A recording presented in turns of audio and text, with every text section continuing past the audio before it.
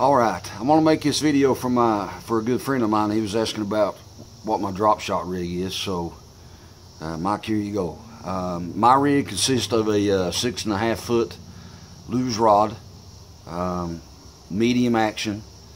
You want that rod to be kind of flimsy. You want it to have a really quick tip on it, so when you're working your drop shot bait, it's really making it have a lot of action to it. So for the reel, I've got a Lew's. It ain't a very expensive reel. I've got another rig that I use with a Veritas rod and a Shimano reel, but with this reel I've just got once again a Lew's Speed Spin 200 spinning reel.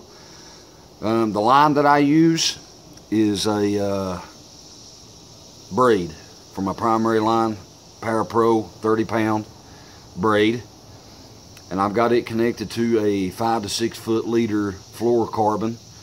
The weight of it usually be between 8 and 10 pounds. This is a drop shot sinker. There's a variety of these out there that you can buy. This is the finesse style. This is the style that I usually always use. A lot of people will use the round ones, but I like the finesse styles.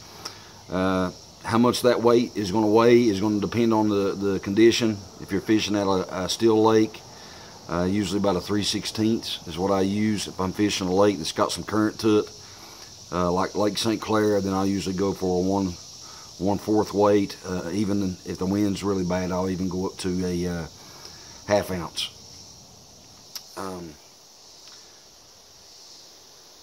Your baits, there's a variety of baits out there to use.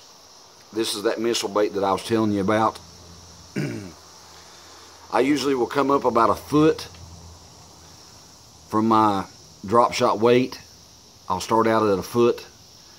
I use a polymer knot to connect my hook to my line, and you want that hook to set straight out like that with the tip up.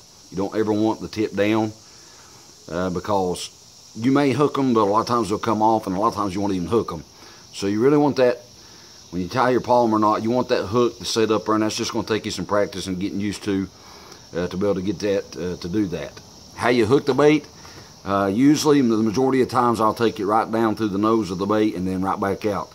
But with this missile bait, I like to fish it Texas rig. One important thing here, okay? Your drag. This is my drag on my drop shot. That's how easy it is to pull. You do not want to have a big hook set with a drop shot. You'll break it. You'll break your leader. You'll break the fish off.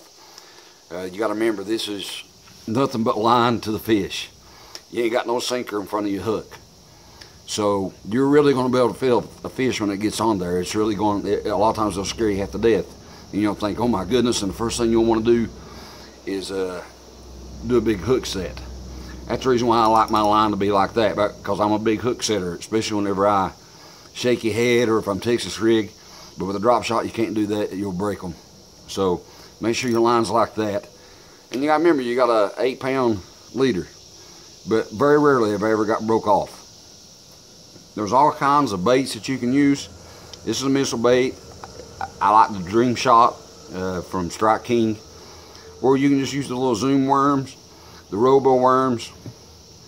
Whenever you throw your line out there, you want it to sink to the bottom. And what you're really wanting to do is just, you're wanting to feel that weight on the bottom and have that line standing straight up like that, and you're just sitting there jiggling it like that right there. And it's got a really good action in the water. When the fish takes off, like I said, a lot of times they'll scare you half to death. I like to use this in the summertime, but you can use it anytime. But I like to really use it around our lakes back home here in the summertime, because the fish are really sluggish and they seem to really like a drop shot. Anytime I'm going to be fishing for smallmouth, I'm fishing drop shot. To